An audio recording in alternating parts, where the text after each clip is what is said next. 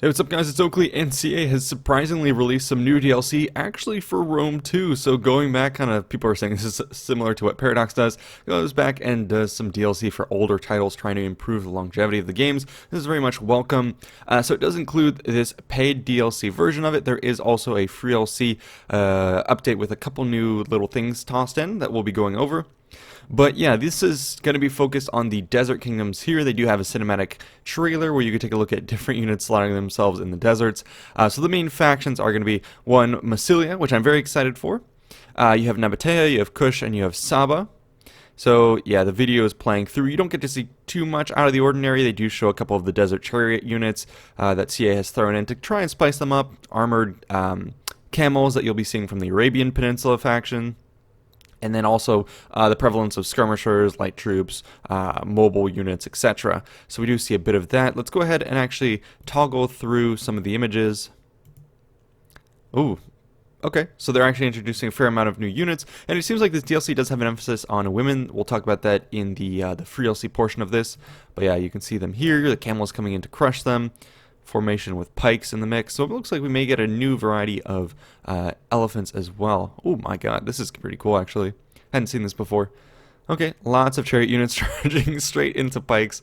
Very much to be expected here. And it looks like we see one of the Saba kingdoms down here, yeah, towards the south of the Arabian Peninsula. Very cool. Very much isolated here, but in a good position to potentially control trade. Here we see Nabatea. This is going to be southeast of Judea. Now we get to see, who's this? I guess the Ethiopians. So this is going to be, I believe, the Kingdom of Kush. Down here. Pretty sweet. And then over in Mauritania. So I think this is going to be the Kingdom of Massilia. Yeah, you're the Massilia faction. Okay, cool. So we get to see a little bit of a cross section of each of those in the campaign map. I did pull up a map here. This isn't the traditional Rome 2. This is like the Imperator Augustus one, but it still includes some of the factions. So for instance, Numidia spawning here. In the actual, if you start at the original start date, Carthage is going to own this area, and Numidia is going to be relegated to this little portion, but still this is good for general geography. Same thing goes with Egypt.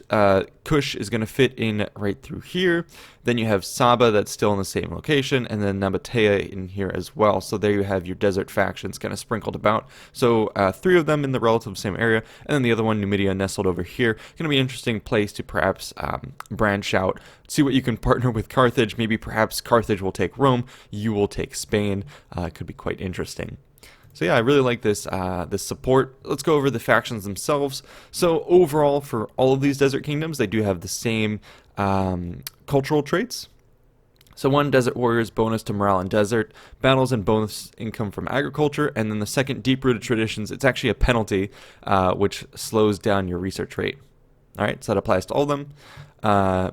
So here, Moreau. Oh, actually, that's the Kingdom of Kush. So if we go back to the image, yeah, okay, Moreau is here. Got it. Okay, so they are all present in this map. Alrighty, so yeah, so I'm not going to go over too much of the faction details themselves. We can just skim over it. So it's a major regional power with vast resources derived from trading gold, jewels, and exotic hides. Kush has been overshadowed by its more powerful and more famous northern neighbor, Egypt. But still, they say in the 3rd century BC, King Ergomenes decided to wrest power away from the priests of Amun and move the capital of Napata to Meroe. Okay. So, lots of stuff to be looking at here. They do discuss a bit of a Roman expedition to Meroe. I don't think it was a large one, but it was still, I believe, rebuffed is what they're pointing at here. Key features, affinity towards Egyptian and Hellenistic culture, higher probability of female characters in politics, trading kingdom, so lots of focus on exporting raw materials, fine pottery. In terms of faction traits, discipline workforce, bonus income from slaves, reduction in slave decline, reduced public order penalty from slaves. Okay. And then land of the bow, cheaper, better archer units. This is going to be interesting to see how these factions play out, if they'll be sated by regional power, and if their mechanics allow them to really spread out and forward large kingdoms. But nonetheless, their inclusion is also just going to be great for new start positions and things of that nature, different experiences all throughout. Nabatea here, again, this is the one that if we look on the map, is going to be positioned here, next to Judea. Nabateans were very literate and had a remarkable degree of gender equality. They were great builders and pioneers of advanced construction techniques. They were the first civilization to use cement extensively. All right, you can look into that if you'd like. Key features: Hellenistic influence, may recruit Hellenic-themed units for battle, makes them a little bit more viable in mano-a-mano combat, standing in line if they can bring hoplites to bear, etc. That'll be very good as opposed to just being raiders for the most part. Silk Road traders, bonus trade to diplomacy. Skilled masons, bonuses to construction and fortification. All right. Friends of Rome, democratic bonuses with Roman factions and allies. And then Roman tactics. Some native units may use Roman army mobility, formations and abilities. Sorry. That's interesting. I wonder what that means. I don't quite... Roman army formations and abilities. Testudo? That'd be kind of weird. I'm kind of forgetting the unique Rome unit mechanics, the formations and abilities. Abilities maybe just like crack the whip, etc., and stuff like that. So okay, looks like this faction will be a bit more robust in terms of the like I said, the mano-a-mano warfare there, as opposed to the rest that may have to kind of take on different types of raiding pursuits. Faction traits here: stonecutters, faster, cheaper construction of main settlement and chain buildings. Incense traders, bonus income from incense trade. All right.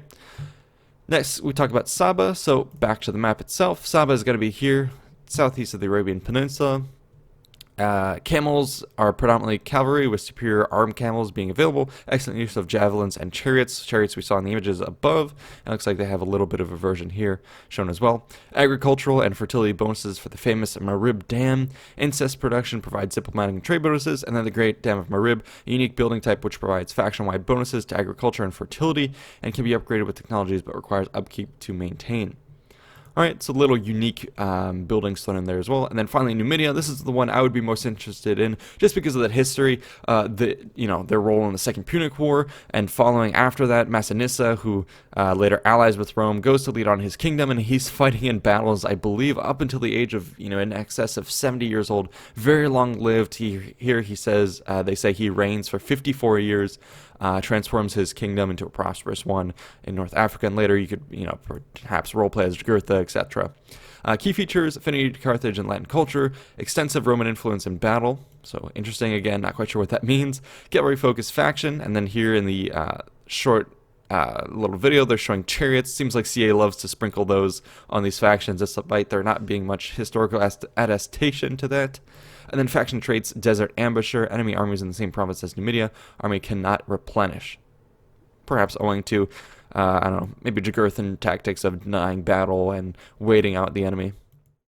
And they will be revealing unit rosters in the days to come, so yeah, stay tuned for that. So prior to release, the release date, as they stated up here, is March 8th. Let's go ahead and take a look at some of the free LC that comes alongside this. So they have a pretty cool piece of art there. And essentially, yeah, they talk about the Desert Kingdom culture pack, which we went over. And then the new introduction is basically female leaders.